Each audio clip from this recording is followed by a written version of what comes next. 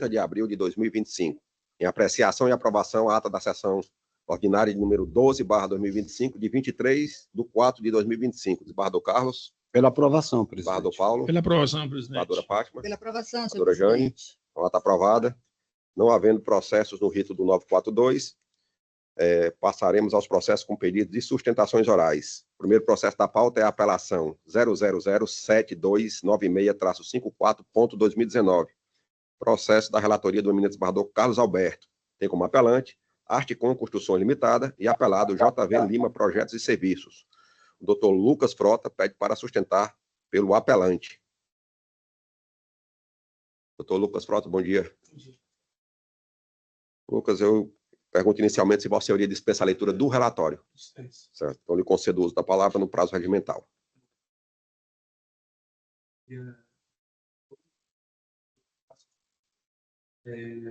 A figura do relator. Inicialmente, eu preciso contextualizar que é um caso de cobrança de um suposto projeto arquitetônico executado em um imóvel do cliente oro-apelante. Esse imóvel fica localizado no município de Sobral e ele fica às margens de um rio. E aí, tendo essa posição geográfica, na preocupação do que poderia ser executado ou não nesse imóvel, o cliente procurou o serviço do autor para fazer aqui um estudo prévio do que poderia ser construído naquele imóvel. Eu tive que fazer essa pesquisa, fugi um pouco dos livros e tive que recorrer à minha esposa, que é arquiteta atuante, para eu entender, com os documentos juntados, do que se tratava aquilo que foi apresentado. E ela trabalhou durante 2 anos no escritório mais renomado de arquitetura aqui do estado de Ceará, que é o do ISA, que assina, eu acho que grande maioria dos projetos de prédios residenciais e comerciais aqui de Fortaleza. E o que ela me explicou, que o que foi ali apresentado seria apenas um estudo de viabilidade. Era para se ter uma ideia do que poderia ou não ser executado naquele terreno.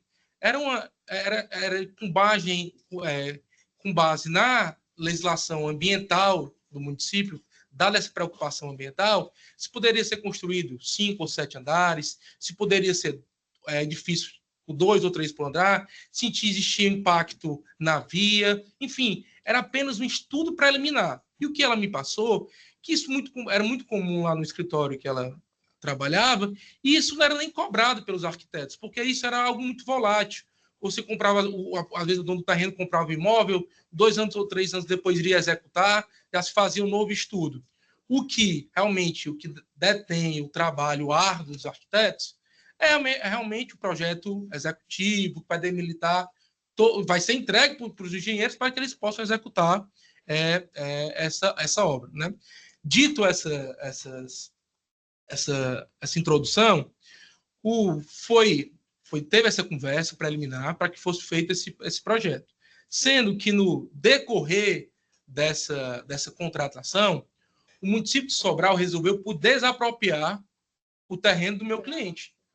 Ou seja, caindo por terra aquele projeto, né, de um possível empreendimento no local. Uma vez que a gente sabe que desapropriação, você não discute se você pode ou não contestar essa desapropriação, mas sim preço. Então, o município efetivamente teve a emissão da posse e iniciou uma obra. E aí que começa aqui as características dessa prestação ou não de serviço. O primeiro ponto que eu posso garantir a Vossa Excelência é que não existe um contrato escrito, que não está nos autos, e nem muito menos eu entendo que existe aqui um contrato verbal. Porque, como eu falei, em nenhum momento ficou acertado valores a serem pagos por esse serviço preliminar. Certo? Então, nenhum contrato verbal onde ficou acertado esse valor existe. O que existiu foi que, após o problema surgir da desapropriação, foi enviado aí sim uma proposta sem assinatura nem do autor, ou seja, quem estava emitindo a proposta não assinou essa proposta, que não foi aceita pelo meu cliente, que de pronto já contestou essa proposta, falando que o valor era exorbitante, certo? Então, a primeira questão é que não existe proposta. não existe contrato de prestação de serviço. Avançando mais, se existe uma execução de um serviço, ele tem que ser entregue a alguém. Não existe nos autos nenhum comprovante de entrega, seja através de WhatsApp, e-mail ou fisicamente protocolo, que foi entregue esse projeto. O que existe lá, que ele juntou, foi um protocolo em papel da Prefeitura de Sobral, que não delimita que tipo de aprovação ele estava pleiteando junto à Prefeitura, e apenas isso. Não existe a entrega de plantas, de projetos ao meu cliente.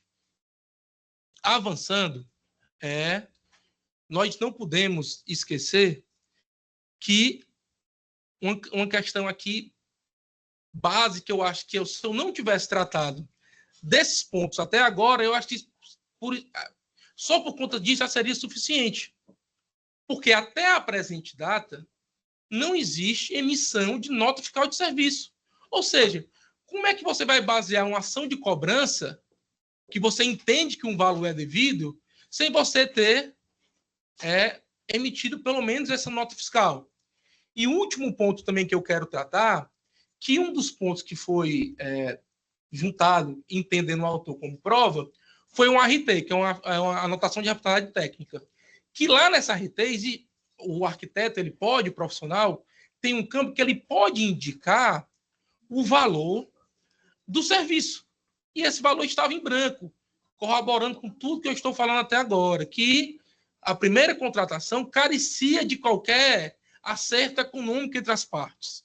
Esse acerto iria acontecer, e a formalização desse contrato, após o município dar as coordenadas do que poderia ser executado nesse terreno, e aí sim se elaborar o projeto arquitetônico, fazendo os projetos executivos, hidráulico, sanitário, para assim poder se iniciar a obra. E tudo isso que eu estou falando até agora, que eu acho que é algo também muito importante ser falado, eu tratei tudo isso em contestação. Eu estou fazendo um resumo da minha peça defensiva. Teve só um ponto que eu esqueci de falar, que ele tenta embasar todos esses pedidos em conversas de WhatsApp que foram juntadas de maneira totalmente precária. E abrimos tópico em contestação, tratando somente da precariedade da juntada dessas provas. E sabe o que foi que o autor tratou de todos esses pontos que eu estou agora apresentando a vocês, que apresentaram em contestação? Nada, porque intimado a réplica, ele permaneceu em silêncio. Ele não refutou nenhum ponto do que eu estou tratando aqui com vocês. Então, assim, somados a todas essas características dessa contratação, e principalmente pela falta de uma nota fiscal emitida até a presente data, eu venho requerer a reforma da decisão de primeiro piso. Muito obrigado. Obrigado, doutor. Passo a palavra ao eminente relator. Primeiro, eu gostaria de cumprimentar o doutor Lucas. Já conheço o doutor Lucas de bastante tempo. Ele e o irmão dele, doutor Caio, pessoas que eu tenho o maior apreço. E competência que eles têm também me desperta sempre muita atenção. Eles estiveram comigo lá no meu gabinete. E eu colhi todas essas informações que o doutor Lucas trouxe e cotejei com o voto e com os autos. 25 do... E à medida que eu for lendo aqui, eu vou tentar explicar algumas circunstâncias. Então, apelação civil, ação de cobrança, ausência de prova de quitação de débito, ônus do réu, recurso improvido. O cerne do presente recurso, sim, se analisar se a recorrida realmente prestou serviços apontados na exordial e se ela recebeu ou não a remuneração para isso. Pois bem, para que seja aferida a regularidade da cobrança apresentada, é necessária a juntada de documentação adequada para tanto. Nesse mistério, compulsando-se os autos, verifica-se que a parte apelada se desincumbiu do ônus de comprovar a constituição de seu direito, cumprindo assim o disposto no artigo 373. Isto porque a parte autora acostou o orçamento, folhas 31, o projeto desenvolvido, folhas 33 e 36, a RT expedida. e aqui é onde eu vou começar a fazer uma questão da pontuação.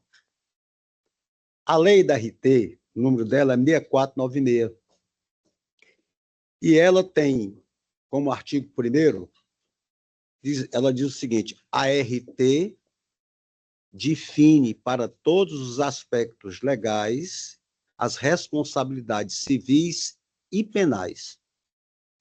Então, quando se faz uma ART, o contrato é escrito ou verbal.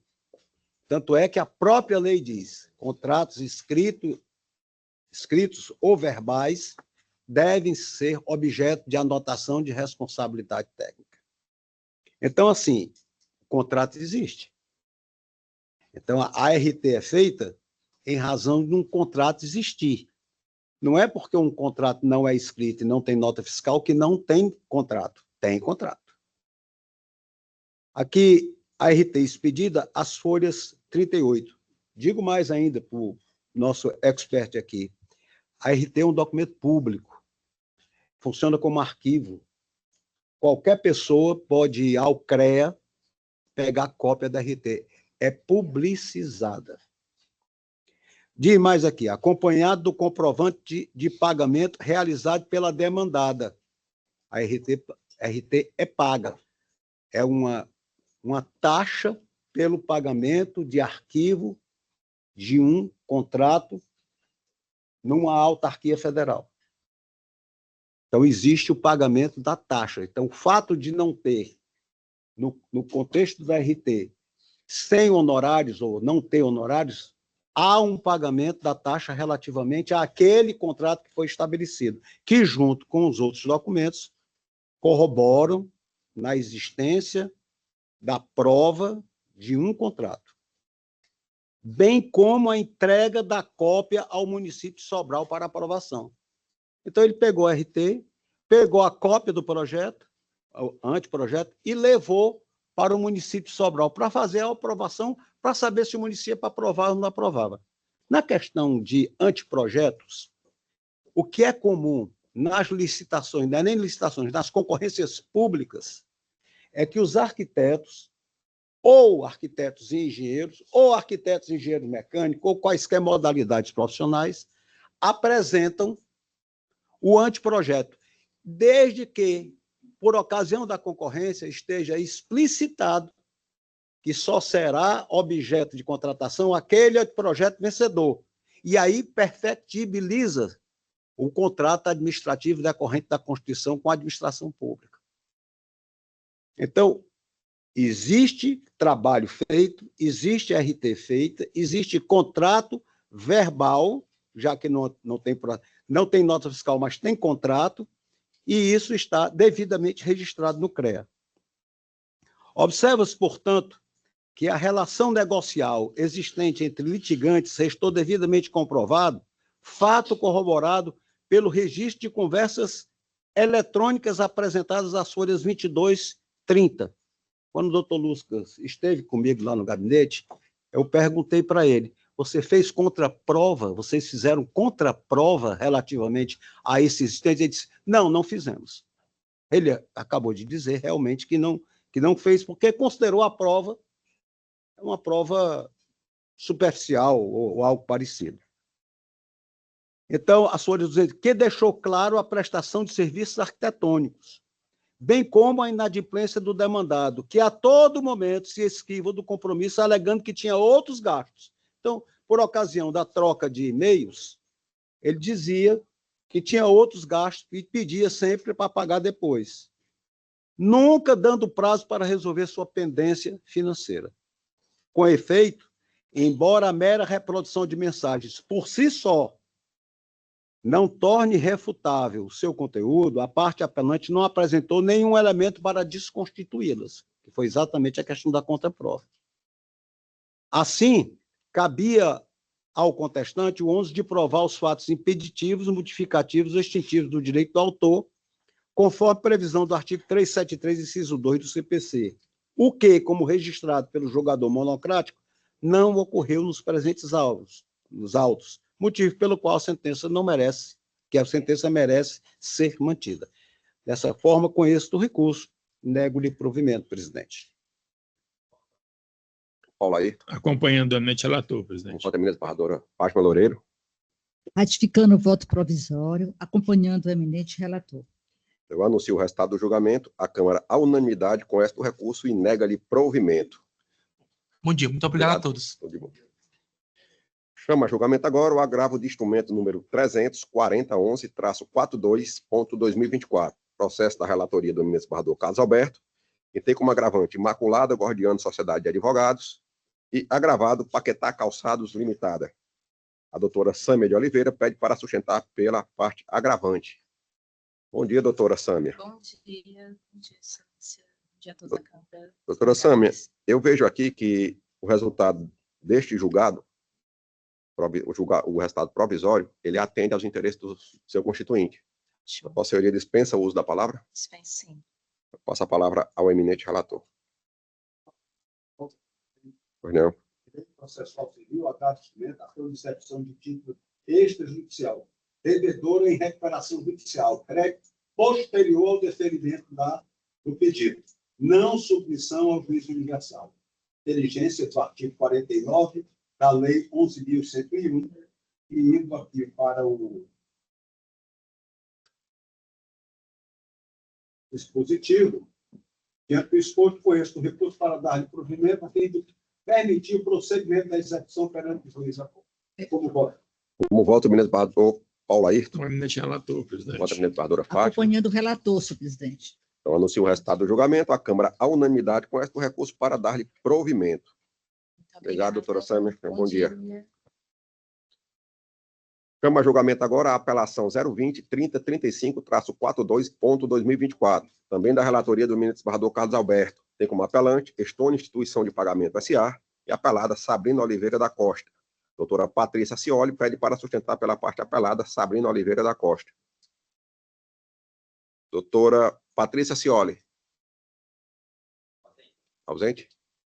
Então, anuncio o resultado do julgamento. A Câmara, à unanimidade, conhece o recurso para dar-lhe parcial provimento. Julgamento encerrado.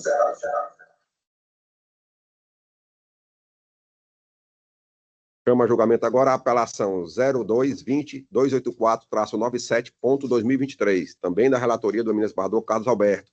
Tem como apelante Banco C6 Consignado S.A. e apelada Ana Nery Melo Gomes. Doutora Patrícia Cioli também pede para sustentar. Não estando presente, eu vou anunciar o resultado do julgamento. A Câmara, à unanimidade, conheceu do recurso para dar-lhe parcial provimento. Julgamento encerrado. Chama a julgamento agora a apelação 02.049-93.2024. Processo de minha relatoria. Tem como apelante Antônia Neide Pereira Araújo e apelado CONTAG, Confederação Nacional dos Trabalhadores na Agricultura. Doutora Caroline Lima pede para sustentar pelo apelado. Doutora Caroline Lima. Ausente? Anunciar o resultado do julgamento. A Câmara, à unanimidade, conheceu do recurso para dar-lhe provimento. Julgamento encerrado. Chama agora a apelação de número 026-4428-25.2024, da relatoria do eminente embargador Carlos Alberto. Tem como apelante Paulo Vitor Freitas Silva e apelado Bradesco Saúde S.A. A doutora Gabriela Farias pede para sustentar pelo apelante. Doutora Gabriela Farias, bom dia.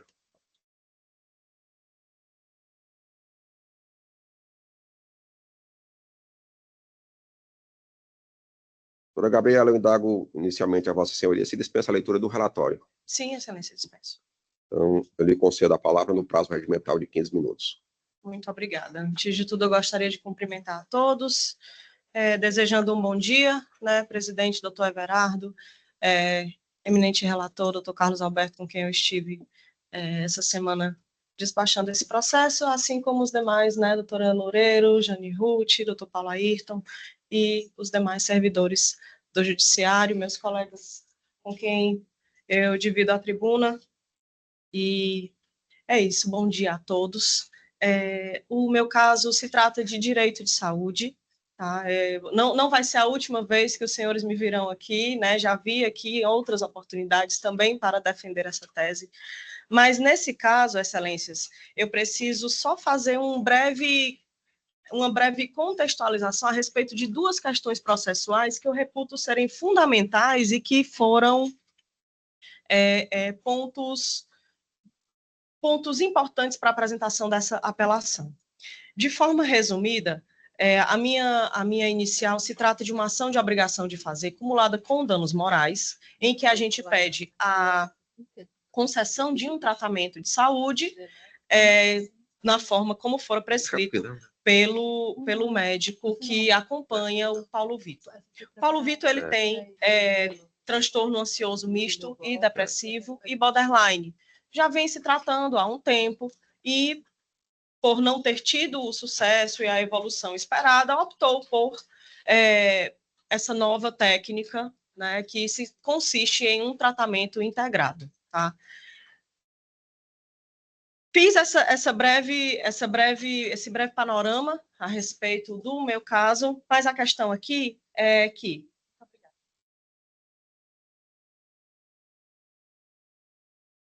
nós apresentamos a inicial foi contestada, após nós tivemos o deferimento da nossa liminar, então o Paulo Vitor estava realizando o tratamento albergado com esse deferimento liminar, e em determinado momento, após a apresentação da réplica, nós anunciamos o descumprimento dessa decisão. E o que foi que aconteceu? O juízo de origem, naturalmente, de forma muito proativa, realizou a conferência em relação à nota fiscal que nós apresentamos no processo. Né? O prestador de serviço informa, a gente solicita, pergunta se está sendo feito o cumprimento do custeio, e o nosso cliente informou que estava na iminência de ser suspenso o tratamento por conta da falta de pagamento. Então, nós entramos em contato com o prestador de serviço e solicitamos a nota fiscal para que fosse feita a cobrança, né, a viabilização do tratamento dentro dos autos do processo. Apresentamos essa nota fiscal, informando, na ocasião, o descumprimento da liminar. Na oportunidade, o juízo de origem, de forma acertada, foi conferir a validade dessa nota fiscal. Eis que, nessa conferência, ele verificou que a nota fiscal havia sido cancelada. No entanto, em ato, não digo nem ato contínuo, mas no mesmo ato em que ele verificou o cancelamento da nota fiscal, ele já proferiu sentença julgando pela improcedência do feito, sem que sequer tenha oportunizado o autor a se manifestar a respeito desse cancelamento. Eis que, quando da minha apelação, eu fui solicitar esclarecimentos a respeito do que tinha acontecido no prestador de serviço. E o prestador me retornou, inclusive, com e-mails que estão em anexo na apelação que nós apresentamos, com e-mails informando que o cancelamento da nota fiscal se deu a pedido da própria operadora de saúde apelada, que foi o Bradesco Saúde, porque eles disseram que havia a necessidade de haver um ajuste no tomador de serviços. Então, por isso, houve esse cancelamento e, naturalmente, que uma nova nota fiscal, desta vez com o CNPJ correto, foi apresentada para que houvesse a cobrança, mas, infelizmente, de forma infrutífera, porque, afinal, o processo havia sido julgado improcedente. E uma segunda questão processual que eu levanto, antes mesmo de adentrar o mérito da demanda, desembargadora Loureiro, e diz respeito à ausência de produção de provas. Não nos foi oportunizado apresentar qualquer tipo de perícia em relação ao autor, a respeito da evolução do seu tratamento. Não nos foi oportunizado realizar uma audiência de instrução com a prestação de depoimento pessoal e até mesmo com a oitiva dos profissionais que acompanham o autor. Então, sequer foi feito o saneamento do processo, em que, nesse momento, seria distribuído efetivamente o ônus da prova e eu saberia qual seria a prova que eu deveria produzir para garantir o direito do meu cliente. No caso, nós estamos questionando aqui, o grande mote do Bradesco, na sua contestação, é a ausência de eficácia do tratamento. E por mais que, a princípio, não haja estudos contundentes a respeito da sua eficácia, nós sabemos que a eficácia do tratamento deve ser verificada no caso concreto. Então, por exemplo, um antibiótico, né? Vamos avançar um pouco, né? Um antibiótico, ele pode, em determinado organismo, fazer um efeito, e em outra pessoa que tem a mesma bactéria, ele pode não fazer efeito. Isso daí é muito relativo, e os estudos afirmam que depende da forma como é ministrado o tratamento, depende da forma como o paciente vai se comportar, e a partir daí nós conseguimos demonstrar a eficácia desse tratamento. Então, esse é o nosso pleito, para que inicialmente, antes mesmo de adentrar no mérito, essa sentença ela seja anulada por essas questões processuais. Retomando, primeiro, a ausência de contraditório e de ampla defesa, desembargador Carlos, em relação à nota fiscal, que sequer nos foi oportunizado o esclarecimento em relação a isso, e segundo, porque da réplica já se passou direto à sentença, nós não tivemos o saneamento ou sequer a provocação em relação à instrução probatória ou mesmo o anúncio do julgamento antecipado da lide.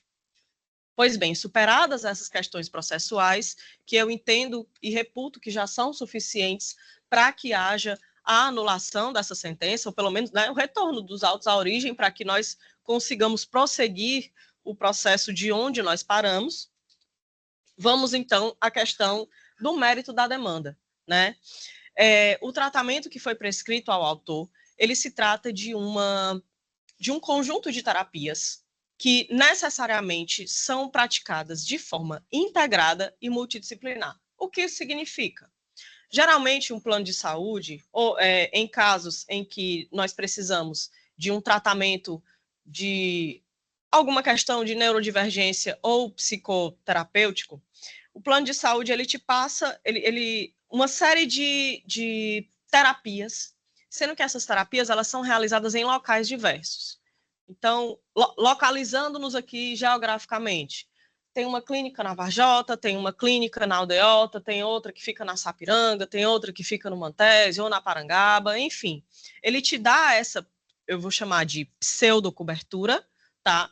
E ele diz, não, nós cobrimos o seu tratamento, mas você vai fazer TO em um lugar, psicólogo em outro, psiquiatra em outro, fono em outro local, e assim sucessivamente. Dessa forma, o paciente ele não se submete ao tratamento da forma como ele deve acontecer, porque ninguém tem nem tempo nem dinheiro para fazer esse deslocamento. E em tratamentos psicológicos e psiquiátricos, eles são diferentes de um tratamento alopático, em que eu estou precisando aqui de um remédio, por exemplo, uma dipirona, eu vou numa farmácia, se lá não tem, eu vou em outra e facilmente eu consigo. Num tratamento psicológico e psiquiátrico, eu preciso criar um elo com o meu terapeuta, com o profissional que me acompanha. Não é simplesmente ele se descredencia, pronto, agora eu vou para outro.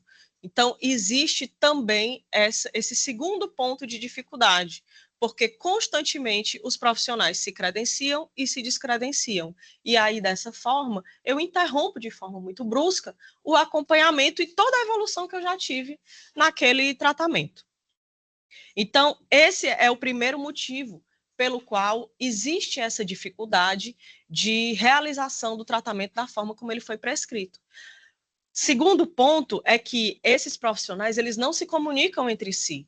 Então, é impossível que eles possam traçar um caminho terapêutico e adequar os tratamentos que estão sendo realizados à realidade do paciente.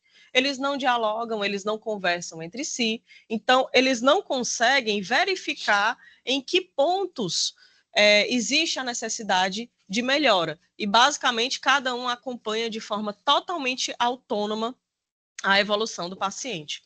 E, nesse sentido, excelências, é importante reforçar que o profissional responsável e que tem capacidade para prescrever um tratamento é o médico, e não o plano de saúde.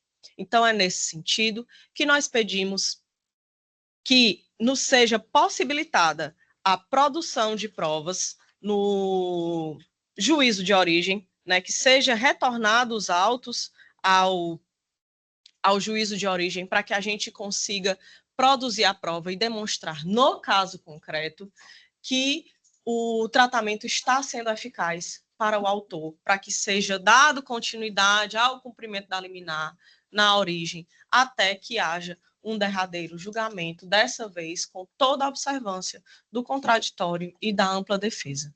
Essa é a minha sustentação oral e eu agradeço a todos pela atenção. Obrigado, doutora. Passo a palavra ao eminente relator. Muito bem, eu quero parabenizar a doutora que esteve comigo. Foi ontem ou foi anteontem? Ontem, né? Estivemos juntos lá e a doutora Gabriela repetiu exatamente essa argumentação. E eu fiz algumas perguntas. Nós interagimos nessa questão do desnível da ação e ela levantou essas questões preliminares. E eu perguntei para ela se havia alegado cerceamento de direito de defesa. Ela me respondeu que sim, mas eu vou ler a questão do relatório para saber o que é que foi alegado. Porque eu tive depois a curiosidade de buscar exatamente essa questão de preliminares, que eu acho que é muito importante, porque possibilitaria, inclusive, o retorno dos autos à origem. Eu estou dando parcial provimento, doutora, praticamente mantendo aquela decisão do agravo de instrumento lá atrás, ok? Mas eu gostaria de deixar isso bem resignado. O recorrente interpôs o presente recurso, alegando, em suma, que o cancelamento na nota fiscal foi expressamente solicitado pelo recorrido e, em hipótese alguma, houve intenção de induzir o judiciário em erro e obter vantagem. Argumenta que restou demonstrada a eficácia do tratamento, aí já é o mérito da questão. Inclusive, o CONITE já se manifestou no sentido de recomendar a utilização de terapia cognitiva denominada neurofeedback. Aduz que o plano recorrido não comprovou a existência de profissionais credenciados, tampouco possuem a qualificação necessária para a realização do tratamento prescrito. Sustenta, por fim, que o dano restou configurado e pugna pela concessão da tutela antecipada. Então, isso foi o que aconteceu na questão do recurso. Eu estou dando parcial provimento no sentido de conceder que essa medida, o voto está bem assim, embora seja o projeto de emenda haja o projeto de emenda, mas ele está bem analítico, está bem detalhado sobre essas questões. Mas eu vou só colocar aqui uma questão. Inicialmente, verifico que a apelante é usuário da cooperativa médica recorrida. Acrescento que o demandante foi diagnosticado com transtorno misto, ansioso e depressivo, borderline, tendo sido submetido aos tratamentos convencionais, sem, contudo, obter êxito. O profissional médico prescreveu o tratamento biológico denominado neurofeedback e ainda através do TDCS, que é a estimulação elétrica transcraniana, psicoterapia, mapeamento, reabilitação neuropsicológica, consulta psiquiátrica e terapia ocupacional. Sobre este enfoque, tem-se o direito à saúde previsto como um dos direitos sociais do cidadão, como expressa a Constituição. Então, eu estou trazendo aqui a fundamentação da questão do direito fundamental, para que fique constante no voto. Como dito, o relatório do médico, que o recorrente foi diagnóstico com transtorno misto, ansioso e depressivo borderline, tem aqui o CID 10.541-2 da folha 60, necessitando manter o acompanhamento e tratamento com terapias multidisciplinares, visando evitar o agravamento desenfreado de sua saúde mental, prescrevendo o profissional na oportunidade o seguinte tratamento por equipe multidisciplinar. Aí eu discorro exatamente aqui quais são esses tratamentos. Contudo, no que tange a procedimento denominado neurofeedback, reabilitação neuropsicológica e mapeamento, esse carece de evidência científica da sua eficácia, bem como não possui recomendação do CONITEC ou de uma instituição internacional reconhecida, o que torna justificável a negativa da forma como precedida pela operadora recorrida.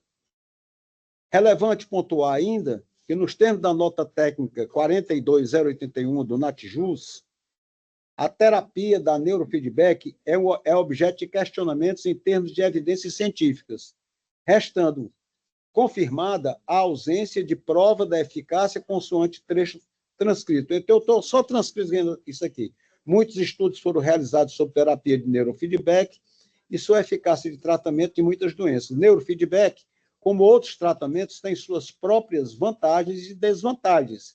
Embora seja um procedimento não invasivo, sua validade tem sido questionada em termos de evidências científicas conclusivas.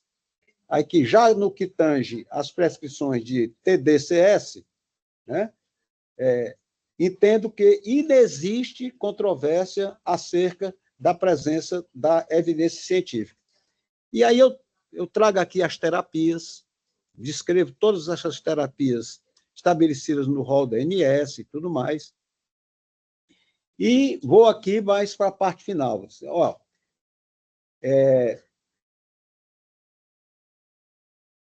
A simples informação do sentido de que se tentou, sem sucesso, marcar via contato telefônico os procedimentos em clínicas credenciadas do agravante, não se mostra justificativa plausível para impor o custeio de tratamento em estabelecimento específico não coberto pelo plano. Isso já é uma decisão nossa aqui da Câmara. Nós já temos essa não só da Câmara, do Tribunal de Justiça como um todo. Na verdade, seguindo o disposto da Lei 9.656, o tratamento deve ser tentado inicialmente em clínica credenciada, e tão somente na falta dessa, será possível sua realização em clínica não credenciada, custeada pelo plano de saúde.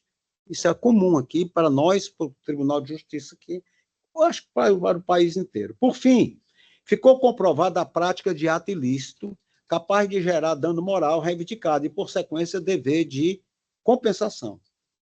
A negativa injustificada da seguradora de saúde em cobrir tratamento pleiteado, indicado pelo médico, pode gerar o dever de indenizar os danos morais. A prova colacionada nos autos não deixa qualquer dúvida quanto à procedência do pedido da exordial, na medida em que restou comprovada a negativa injustificada do tratamento TDCS. Cabe a esta relatoria avaliar com sopesamento e acuidade o valor condenatório a ser deferido. A dificuldade em determinar o quanto a ser estipulado em face do dano moral causado já foi, inclusive, discutido anteriormente pelo Colégio Superior do Tribunal de Justiça, considerando o árduo mistério do julgador fixar em pecúnia para sanar, ou pelo menos tentar minorar, o malefício causado pelo vetor do dano. Devem ser consideradas as circunstâncias do fato, as condições do ofensor, do ofendido, a forma e o tipo de ofensa, bem como os reflexos no mundo interior e exterior da vítima. O montante indenizatório deve ser arbitrado em R$5.000, pois compatível ao dano suportado. A fixação do arbitramento do dano sofrido deve ser regrado dentro dos parâmetros de moderação e comedimento, sob pena de deferir enriquecimento indevido a uma das partes. O regramento da questão se coordenou perfeitamente com as regras de proporcionalidade e razoabilidade, pois adequado em face do gravame sofrido.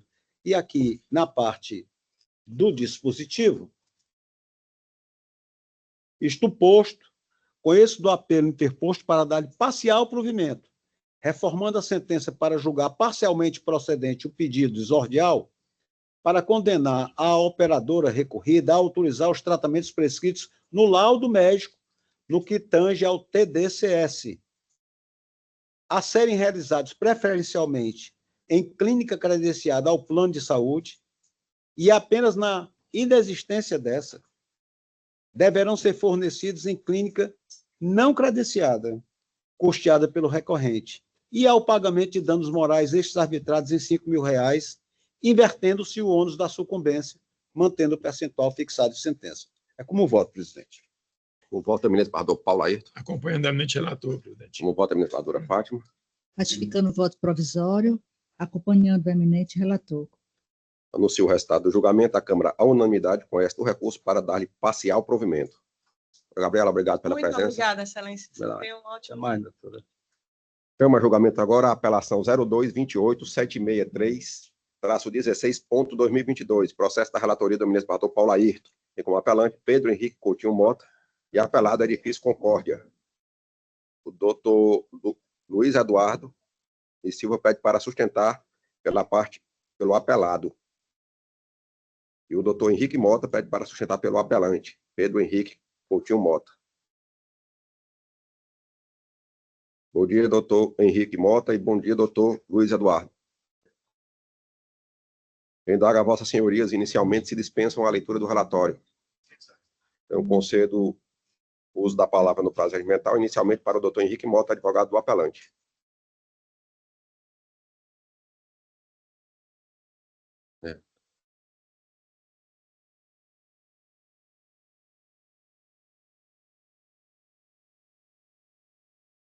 Bom dia, eminente desembargador, doutor Evandro, doutor Everardo, perdão. Doutor Paulo Ayrton, a quem saúdo, em extensão aos demais pares, o relator do presente feito. Representante ministerial de cúpula, senhores serventuários da Justiça, colegas advogados, senhores que nos acompanham. Eu não tenho aqui a pretensão de tentar, ou mesmo a capacidade, até eu diria, de lecionar para os senhores acerca de qualquer instituto jurídico. Seria até presunçoso da minha parte ousar fazer isso. O que eu chamo a atenção dos senhores aqui é unicamente para o Instituto Posse. A posse, descrita pelos manuais como sendo o poder imediato ou direto que uma pessoa tem sobre um determinado bem, com o ânimo de ter para si, de forma definitiva, e assim defendê-la contra intervenção ou agressão de outra. É a utilização propriamente do bem. De maneira bem clara, nosso ordinário do judiciário, tratamos a posse como seus atributos: usar, gozar, dispor, manter, reaver. Como ela de fato é uma situação fática. No caso posto aqui para Vossas Excelências, o apelante no ano de 2002 adquiriu a unidade 1500. Nela, devidamente descrita como sendo composta, dentre outras, por 2 varandas, sendo uma íntima e terraço descoberto. Essa situação foi assim colocada no contrato de compra e venda, da mesma forma, descrita em escritura pública e posteriormente levada a registro. Não apenas esse requisito formal foi atendido. A situação fática propriamente do bem correspondia ao que estava ali descrito. Qualquer dos senhores tiverem a oportunidade, serão convidados a visitar a estrutura do apartamento, que é a mesma desde a aquisição, composta por 2 varandas e terraço descoberto. Por mais de 20 anos, o apelante se utilizou do terraço descoberto. Lá realizou encontros familiares, aniversários, festas. E eu digo aqui, não como um advogado que ouviu esse relato no meu escritório. Eu digo aqui como filho do apelante, que vivenciei muitos desses momentos lá. Os autos são vários, os registros fotográficos. Inclusive de um relato curioso, que eu peço licença para tratar para os senhores, do afoito do meu irmão, que ao fazer o seu noivado lá em cima, no terraço, contratou uma empresa de fogos de artifício. Quase mata a gente do coração. Fogos de artifício foram soltados na área por ser nossa. É uma área que é utilizada há mais de 20 anos pelo condomínio, pelo apelante. Dificuldade está não chamá-la de apelante, não, meu pai. Essa área, por ser descoberta, ela está sujeita a várias intempéries climáticas. Por essa razão, o apelante procedeu à impermeabilização, pintura, manutenção. As tomadas elétricas que constam naquela área, elas partem do quadro elétrico da unidade, contabilizadas no relógio medidor do apelante. Essas diversas obras, essa utilização ostensiva era de conhecimento do condomínio apelado. O terraço, como eu disse, é posse do apelante. É um exemplo que eu ouso dizer próprio até mesmo de manual acadêmico, claramente utilizado por ele. Passo agora só por uma breve descrição do que seria, de como seria esse terraço. Ao final da escada comum do condomínio, existe um portão de ferro, que dá acesso à coberta. Em um primeiro espaço, à área de segurança e resgate, assim registrada, com 58 metros quadrados. Ao final dessa área de segurança, existe um segundo muro com portão, esse sim que dá acesso ao terraço descoberto. A área de segurança encontra-se atualmente locada à empresa Vivo de Telefonia e que, em razão de uma inspeção do Corpo de Bombeiros, foi determinado e não cumprido pelo condomínio a desocupação. A manutenção é diversa e a utilização é inadequada da área de segurança. Não estou aqui tratando da área de segurança. Estou aqui tratando da área que vai posterior ao muro. A área de segurança corresponde à suíte master do casal, que, em razão da deficiência de manutenção, está causando diversos vazamentos, que já foram comunicados ao condomínio e ainda não reparados. Para além da ocupação indevida, ainda está sendo feito está tendo falta de manutenção, dificultando a unidade 1500. Passado do muro, aí sim temos o espaço de lazer da unidade ostensivamente utilizado. No laudo dos bombeiros, houve a determinação, além da desocupação das antenas, que houvesse o fechamento desse portão. Ou seja, o acesso único ficaria por dentro da unidade. Excelências, não é defeso. Não é permitido a nós, como julgadores, como operadores de direito, na pendência de ação possessória, discutirmos propriedade. E é para esse ponto que eu trago a atenção de Vossas Excelências. Infelizmente, de maneira desarrazoada, o juízo de primeiro grau abriu capítulo tratando da propriedade. Faço uso das palavras da minha colega que antecedeu.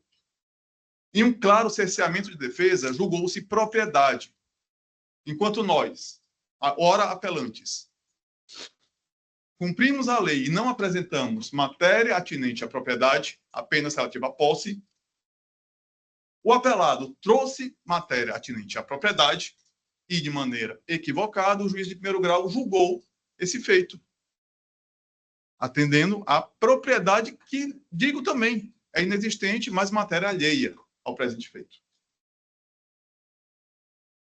De toda forma, ele diz, comprova a sua posse por matrícula, escritura, planta, orçamento de reparação de fachada, nenhum documento que comprove minimamente uso, manutenção, conservação daquela área. Como eu disse, temos diversas fotos, inclusive temos mensagens de moradores que, por vezes, nos solicitavam a utilização daquela área. Senhor Pedro Henrique, por gentileza, o senhor pode emprestar, porque eu vou fazer um evento da minha família? E essa área era, assim, emprestada por anuência do apelante.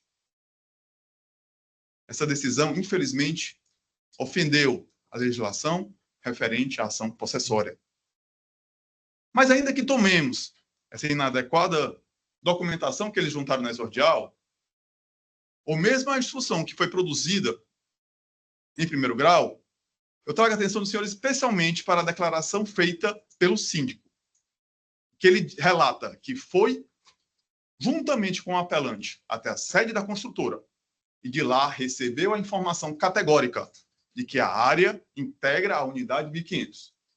Essa informação foi prestada a ambos e confirmada em audiência pelo síndico. Ele disse ouvir da construtora responsável pela construção e registro de que a área integra a unidade 1500. O zelador, por sua vez, falou que há mais de 10 anos trabalha lá e o senhor Pedro Henrique, de maneira ostensiva, cuida daquela área. Visualmente, a manutenção é diferente. Esteticamente, é diferente. E de qualidade. A própria manutenção prova os vazamentos que ocorrem na suíte master e não acontecem no restante da unidade. Não estou aqui pretendendo a área de segurança. E sim uma área em que já é de posse do apelante há 20 anos. Eu não pretendo estabelecer aqui uma posse. E sim comprovar uma situação fática já existente. Nesse sentido, correndo o risco, inclusive, de ser repetitivo, reitero que a posse é o que se comprova não por registros dominiais, mas por uma situação de fato. sendo vedada por imposição legal a discussão acerca de domínio. Posse, uso imediato. Área em discussão corresponde a posterior à área de segurança. E terceiro ponto, considero o artigo 1196 imperioso. Abre aspas. Considera-se possuidor todo aquele que tem, de fato, o exercício pleno ou não de algum dos poderes inerentes à propriedade.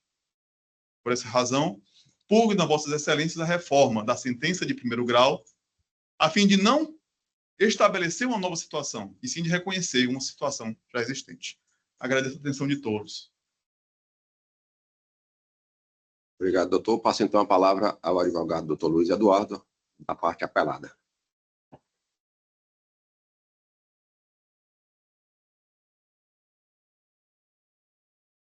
Muito obrigado, senhor presidente. Meu cordial bom dia a todos e todas aqui presentes. Eminente relator, desembargador Paulo Aires, desembargador Carlos Alberto, desembargadora Jane Ruth, desembargadora Loureiro, Fátima Loureiro, servidores na pessoa da doutora Kátia, Ministério Público da Defensoria, colegas advogados, em especial o colega que me antecedeu. Excelências, o caso, na minha concepção, é bastante simples e a discussão já está bastante sedimentada, razão pela qual eu vou ser muito objetivo aqui nas minhas razões. A discussão aqui, excelências, diz respeito a atos que estão registrados na matrícula-mãe desse edifício e nas respectivas matrículas das unidades. A unidade 1500 está registrada em 227 metros quadrados no pavimento 15º. A unidade em discussão está acima desta, registrada na matrícula-mãe como área comum. O apelante, com todas as vênias, busca utilizar dessa nomenclatura terraço descoberto para se utilizar de uma área que, na verdade, diz respeito a onde se encontra a caixa de máquinas, a caixa d'água e uma eventual área de escape para incêndios e sinistros dessa natureza.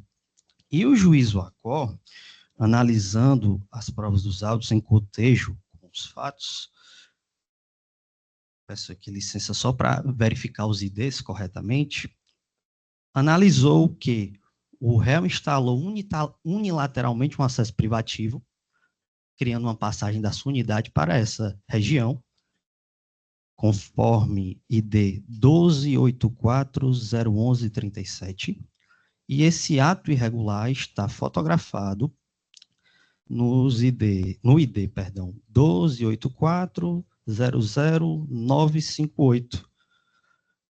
Todas essas circunstâncias, para além disso, foram corroboradas pela instrução probatória dos autos. Então, nós estamos falando aqui de uma área que está registrada na matrícula-mãe como área comum. Nós estamos falando aqui de uma matrícula da unidade 1500 que se encontra individualizada com a área de 227 metros quadrados no pavimento 15, e essa área de terraço descoberto, para se utilizar dessa nomenclatura, se encontra acima dela, individualizada na matrícula Desembargadora Loureiro como área comum. Por essa razão, se ingressou com a ação de reintegração de posse, notadamente pelo uso unilateral e pela instalação desse acesso unilateral por parte do apelante. E o juízo, em cotejo com a prova dos autos, julgou procedente a demanda e determinou a reintegração da posse. Então, eminente relator, era o que me competia falar, como disse, tem a pretensão de ser bastante objetivo, porque a demanda está fartamente provada e a sentença faz esse cotejo de forma bastante analítica, e são por essas razões que se pugna pela manutenção integral da sentença, excelências. É o que se pugna, é o que se requer. Agradeço a atenção e me coloco à disposição para eventual esclarecimento de fato que, porventura, se faça necessário ao decorrer do julgamento. Muito obrigado. Obrigado, doutor Luiz Eduardo. Com a palavra, eminente relator. Não, presidente, muito obrigado. Eu recebi ambas as partes no meu gabinete, e ontem quem esteve lá foi o senhor Pedro Henrique, que é o proprietário, advogado, mas, segundo ele, não exerce a profissão. Já está hoje, né, o senhor Pedro Henrique, cuidando dos netos e tal. E eu fui verificar, até porque eu me sensibilizei um pouco com o que ele relatou. E depois disso, eu fui verificar, não no processo, porque no processo em si não existe documento nenhum que comprove a questão possessória. E não existe no processo a matrícula mãe chamada, onde foi registrada a suposta incorporação imobiliária, a convenção de condomínio e o regimento interno. Aí não fui ao cartório, mas liguei e pedi informações sobre a matrícula. E na matrícula do imóvel, essa área, que não é um 16º pavimento, acima no 15º, que é o último apartamento, é uma área comum de todos os condôminos, de acordo com a matrícula, a verbação da Constituição, o regimento interno, convenção de condomínio e especificações do condomínio. A questão em discussão é exatamente essa questão da posse, né? O cerne da questão está em verificar a existência dos pressupostos autorizadores do manejo da ação possessória e a ocorrência do esbulho. Outra questão que eu quero verificar aqui também é que eu visitei a Lei 4.591, de 64, que é a Lei das Condomínios e Incorporações. Também visitei os artigos do Código Civil que trata dos condomínios edilícios. E é bem claro com relação a isso. Então, nas razões de decidir, o possuidor tem direito a ser reintegrado na posse em caso de esbulho, nos termos do artigo 1210 do Código Civil e 560 do CPC. A ação de reintegração de posse é o remédio processual adequado à restituição da posse àquele que a tenha perdido em razão de um esbulho, sendo privado do poder físico sobre a coisa. A pretensão contida na ação de reintegração de posse é a reposição do possuidor à situação pregressa ao ato de exclusão da posse, recuperando o poder fático de ingerência socioeconômica sobre a coisa. Cristiano Chaves de Farias, Nelson Rosenwald, Direitos Reais, editora Lumes Juris, 6ª edição.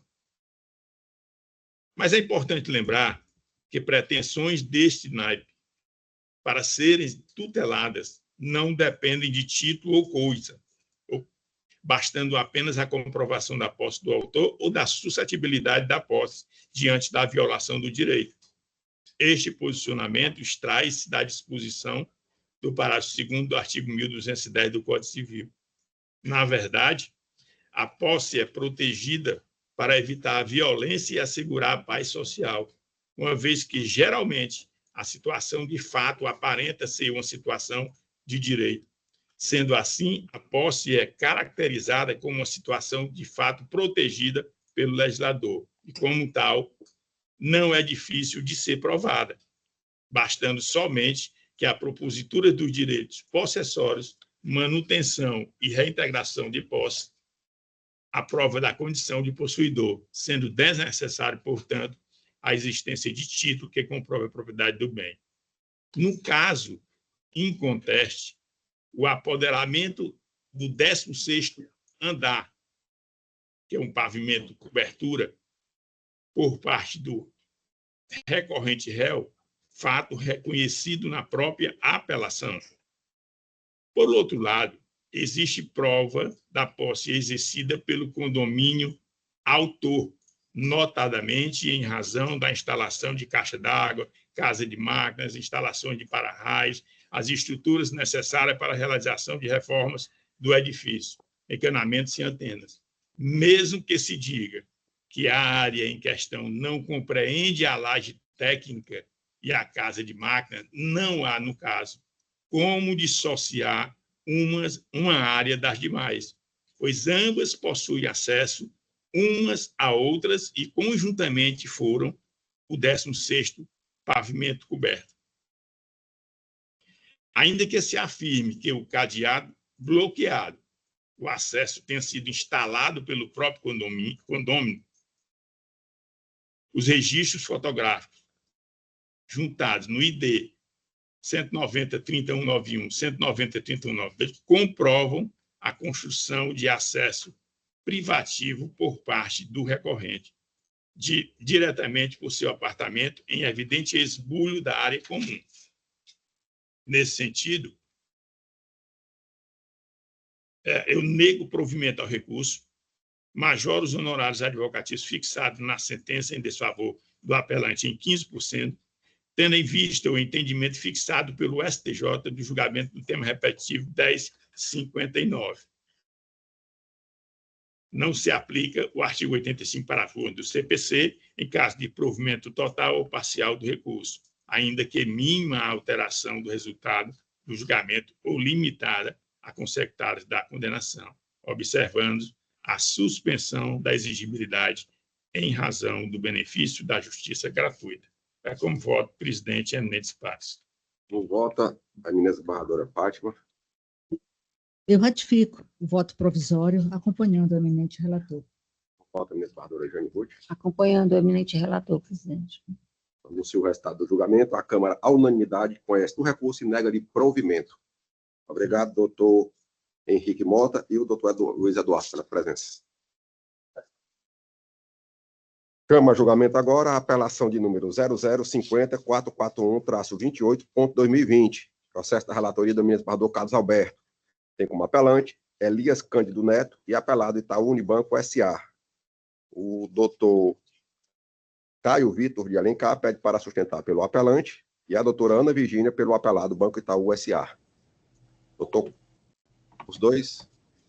Então, anuncio o resultado do julgamento.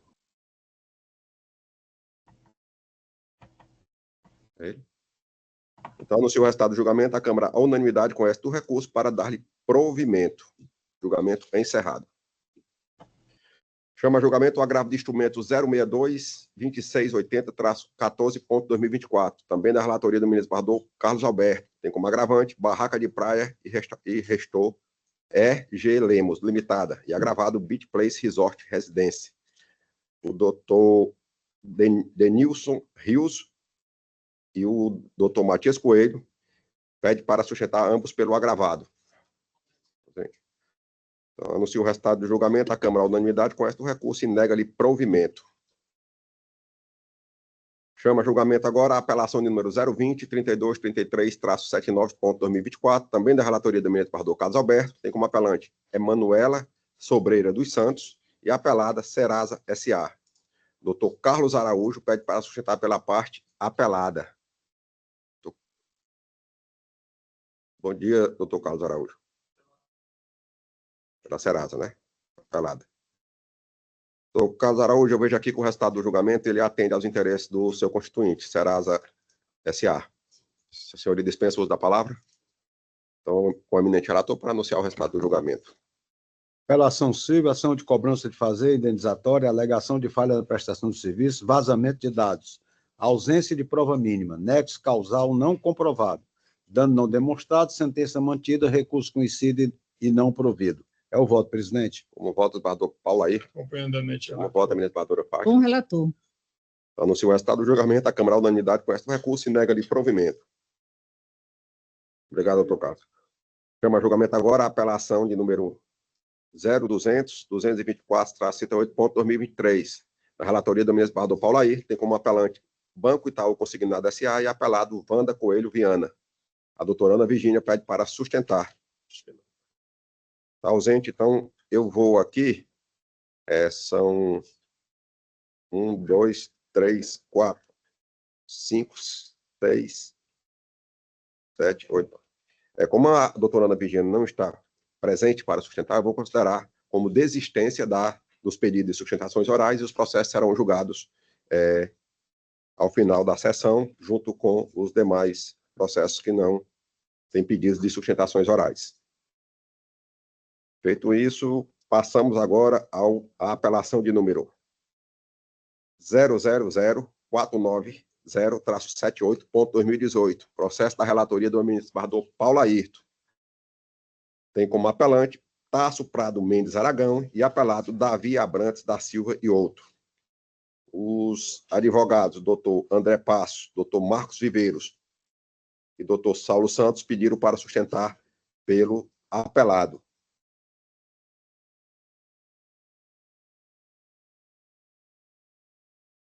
Bom dia, doutor André. Bom dia, excelência. Doutor André, eu Veja aqui que o resultado do julgamento ele atende aos interesses do constituinte de Vossa Senhoria. A parte Davi Abrantes da Silva e outros. No caso, Vossa Senhoria dispensa o uso da palavra para que o relator possa anunciar o resultado do julgamento? Sim, dispenso, excelência. Então, com a palavra, o eminente relator.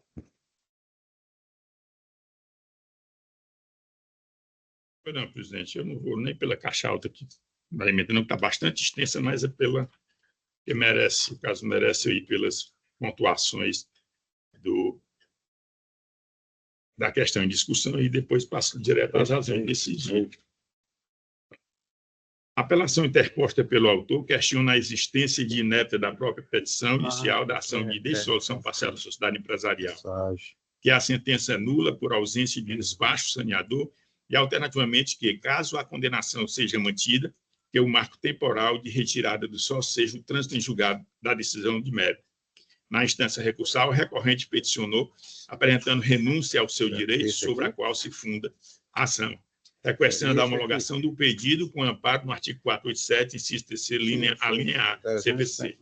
Nas razões de decidir, trata-se de ação de dissolução parcial da sociedade proposta pelo apelante, Tasso Prado Mendes Aragão, em face da Via Abrantes da Silveira e Mineração Agreste Limitada, argumentando a existência de desentendimento entre os sócios que acarretaram a quebra da Affect Societies.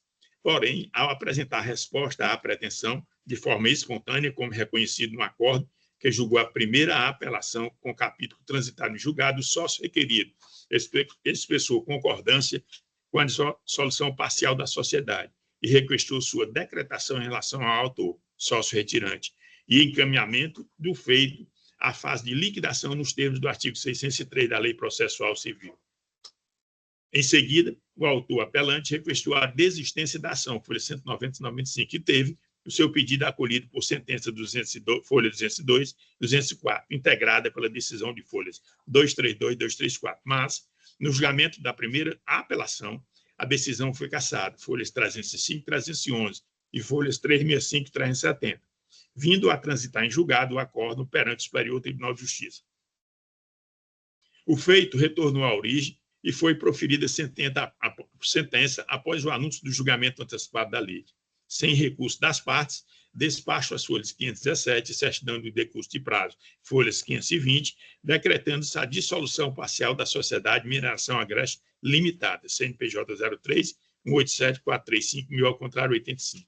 E a retirada de seu quadro societário do então sócio Tasso Prado Mendes Aragão, CPF 626 622 79320, com a respectiva baixa na junta comercial, designando perito para proceder à apuração de haveres.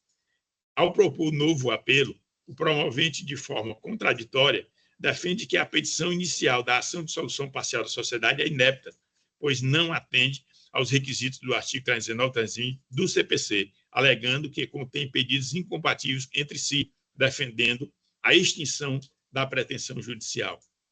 A par da falta de interesse recursal e da proibição a reformatio impejus, a pedido do próprio apelante, quando o feito foi remetido ao tribunal revisor, o recorrente peticionou pugnando a desistência da ação, com laço no artigo 487, inciso 3º, item C do CPC, argumentando que a homologação deste pedido não depende da aquiescência de outra parte. É notória a intenção do promovente em findar com o litígio de forma que lhe prevaleça, com a utilização de artifícios processuais oblíquos, a solução do mérito, artigo 6º do CPC, posto que, após a contestação e a aquiescência do requerido barra apelado com a dissolução, postulou a desistência da ação quando percebeu que, aplicado o dispositivo do artigo 603 do CPC, proceder-se-ia à liquidação da sociedade empresarial e à continuidade do exercício da empresa pelo sócio remanescente. Posteriormente, já com a sentença de mérito firmada pelo juiz da causa, requestou na apelação em julgamento pelo reconhecimento da inépcia da petição inicial, faltando-lhe legitimidade recursal para tanto, todavia, com o propósito único e exclusivo de refluir da interposição da lide, da condição jurídico-processual de sócio retirante e, após exercitada a expressa aquiescência do sócio remanescente, promovendo meio atípico de extinção da lide. Por fim, Ao requestrar a desistência da ação, ficou mais do que demonstrada a prática do que se denomina venir contra facto próprio, que contraria a boa-fé objetiva prevista no artigo 5º do CPC, havendo a prática de atos e condutas incompatíveis pelo autor a requestar, na petição inicial, a dissolução da sociedade empresarial com a apuração dos haveres que lhe assistem direito e o pagamento por estes, enquanto, em último momento, quando assim restou decidido na sentença com a sua retirada do quadro societário e baixa na junta comercial, propunha a extinção do feito para permanecer na qualidade de sócio da recorrida Mineração Agreste Limitada. Tem-se, no caso concreto, que a ação de dissolução parcial de sociedade empresarial quanto ao autor, após a manifestação expressa pela concordância pelo sócio remanescente e a continuidade das atividades empresariais, passa-se à fase de liquidação, com a respectiva declaração judicial, podendo apenas, nesta oportunidade, o sócio retirante renunciar à sua participação econômica na apuração dos haveres, liquidação. Posto que, ao se aplicar o disposto do artigo 603, caput da Lei de Ritos e 1031 do Código Civil, a renúncia ao direito sobre o qual se funda a ação não tem o condão de atingir direitos de terceiros que permanecem na sociedade empresarial. Há, portanto, neste caso, a natureza bifásica do procedimento, passando a ser dúplice, ou seja, de ambas as partes, o interesse processual na dissolução parcial da empresa e posterior apuração de haveres, impedindo que a hipótese do artigo 487, inciso 3º, a linha C do CPC, atinja o seu propósito, no que diz respeito à primeira fase processual, considerando a existência do direito da sociedade empresarial a continuar a exercitar o seu objetivo social e do sócio remanescente na manutenção das atividades da empresa. Rejeita-se o pedido formulado pelo autor, deixando-se de homologar a renúncia ao direito sobre o qual se funda a ação, por não se tratar a dissolução parcial da sociedade empresarial nesta fase processual de direito que assiste apenas ao promovente/recorrente.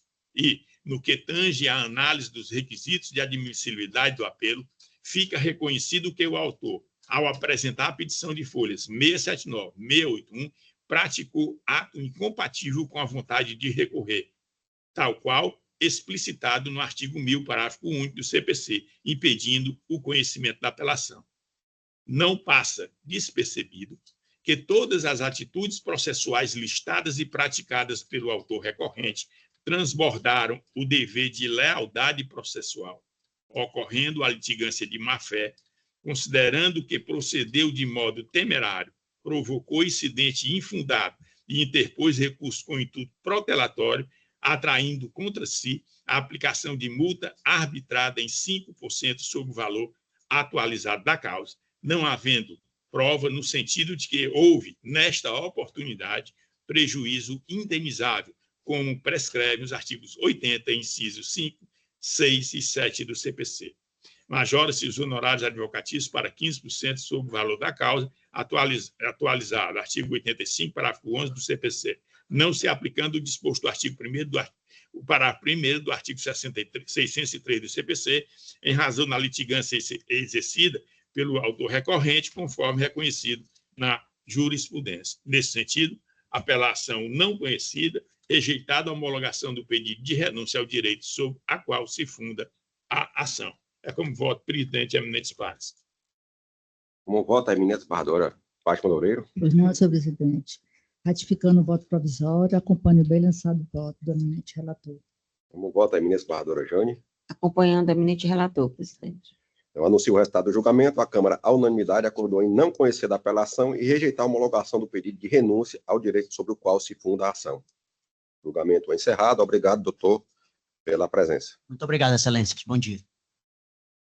Chama a julgamento agora a apelação número 0050.500-38.2020, processo da relatoria da eminente desembargadora Fátima Loureiro.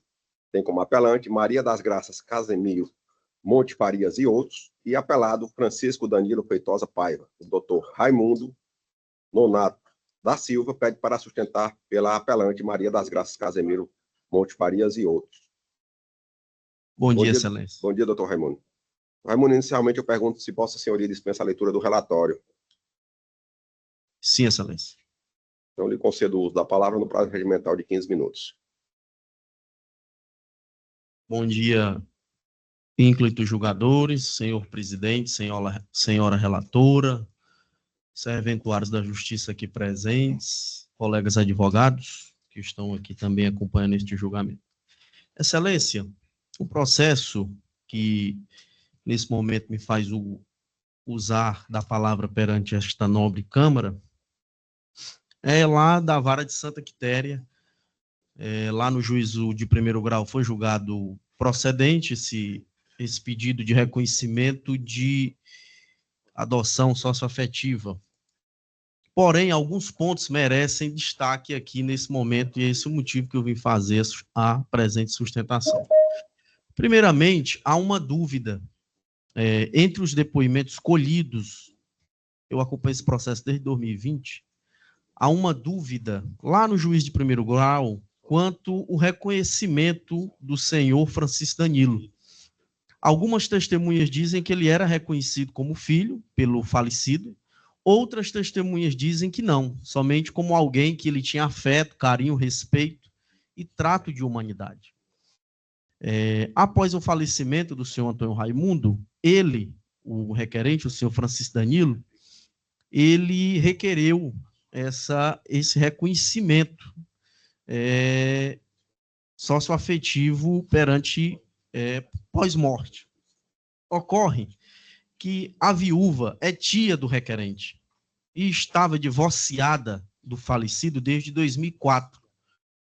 O pedido é nesse sentido, de ser julgado improcedente essa ação, porque há uma dúvida na sociedade de Santa Quitéria se esse rapaz era filho ou não filho do falecido. Tinha uma dúvida. E para que possamos ter um reconhecimento desse, que vai atingir diretamente a filiação documental da pessoa e os bens, tem que se ter uma certeza muito grande. E existia uma dúvida na sociedade de Santa Quitéria se o Danilo era reconhecido como filho pelo senhor Antônio Raimundo ou só como alguém que ele criou porque era sobrinho de sua esposa e tinha por ele afeto, carinho, respeito. E isso não pode ser confundido. O trato de humanidade que alguém tem por um servidor, por um parente que chega na sua casa, por alguém que você agrega ao seu círculo familiar, ele não pode ser confundido com a intenção de ser pai da pessoa. E isso é muito comum nos dias atuais. Eu vim do interior estudar em Fortaleza, a pessoa me amava, gostava de mim, mas eu nunca confundi ela com minha mãe. E isso precisa ser dito. E filho, quando você reconhece o filho, quando você tem outros e você adota, o mesmo amor, carinho e respeito que você tem pelos seus filhos biológicos, você tem pelo filho que adota. Aqui não. O Danilo dirigia, era motorista, trabalhava nas fazendas e os outros filhos estudando em Fortaleza. Tinham carros para andar, tinham motos para andar e o Danilo trabalhando lá no interior. Então ele foi agregado ao seio familiar pelo falecido. Mas em nenhum momento, durante esses anos que o falecido viveu com ele, buscou regularizar essa adoção, mostrando claramente que ele não tinha o interesse de adotar. Ele poderia ter adotado, poderia ter dito na cidade inteira, o Danilo é meu filho, o Danilo é meu, ele não é do meu sangue, mas é do meu coração. Em nenhum momento houve essa expressividade por parte do falecido e em nenhum momento se encontra isso no que foi produzido de prova nos depoimentos de juiz de primeiro grau. Então, o que eu trago à baila e à discussão e à reflexão dos ínclitos julgadores aqui esta manhã é que seja levado em consideração que para se ser reconhecido filho socioafetivo tem que ter fama, não tinha fama, era dúbia a fama, dentro da cidade de Santa Quitéria. Reconhecimento também dúbio, porque alguns diziam, não, o senhor Antônio Raimundo disse que ele era, não, ele é meu filho, Outros dizem, não, ele tratava ele como um motorista, como um sobrinho da esposa, como alguém que ele albergou na sua casa, como alguém que ele deu dormida, comida e apreço, mas meu filho não. Em nenhum momento ele faleceu e não há um depoimento, um documento, um alfarrábio, dizendo ele é meu filho. Não há um depoimento. A viúva reconheceu, porque ele é sobrinho dela. Reconheceu, não, ele é meu filho, foi eu que peguei ele da minha irmã para criar, mas quando ela se divorcia do seu Antônio Raimundo em 2004, existe uma cisão patrimonial. Então, se essa Câmara reconhece e mantém a sentença de primeiro grau, que seja feita essa divisão para que não haja confusão patrimonial. Que ela possa reconhecer, ele, não tem nenhum problema, ela reconheceu lá na audiência de conciliação que ele era filho sócio-afetivo dela por ser seu sobrinho. Mas em relação ao seu Antônio Raimundo, eu peço aqui que seja feita essa divisão. Que se a Câmara manter a sentença, seja feita essa divisão para que não haja uma confusão patrimonial no seio dessa família que já sofre com a perda do pai. Lembrando a essa Câmara que foi proposto na audiência de conciliação, nós vamos lhe reconhecer como filho sócio-afetivo do senhor Antônio Raimundo. Você dispensa os bens? Ele, não, eu quero os bens, mas você disse que não amava, não era o amor e o carinho. Não, mas eu quero os bens. Então, não houve acordo ali naquele momento. E tudo que eu estou falando está produzido no processo que aqui está em análise nesta Câmara por esses julgadores. Eu repiso a atenção dos nobres julgadores para que não inclua num seio familiar alguém que a família não quer. Alguém que a família respeita, quer bem, tem apreço, mas não quer como irmão, porque de fato ele não era reconhecido como irmão. Ninguém pode imputar uma família um membro, ninguém pode empurrar a goela abaixo de uma família, um membro familiar. Então eu rogo a atenção dos julgadores, não vou tomar e nem vou me estender, porque acho que já está claro e mais do que explicado o que estou aqui falando nos autos aqui produzidos, e rogo à nobre relatora e aos membros dessa colen da Câmara o justo julgamento. É o que roga a defesa nesse momento, excelência. Bom dia. Obrigado, doutor Raimundo. Com a palavra, a eminente relatora. Obrigada, senhor presidente. Passo então a leitura do projeto de emenda. Direito de família. Ação de investigação de paternidade socioafetiva in vita e pós-morte. Estado de posse. Vínculo de afetividade. Zelo e cuidado. Característicos de um pai biológico.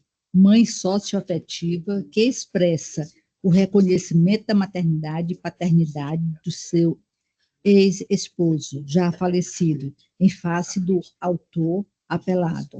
Pressupostos configurados para o reconhecimento da paternidade socioafetiva. Recurso conhecido e desprovido, sentença contida. Cinge-se a controvérsia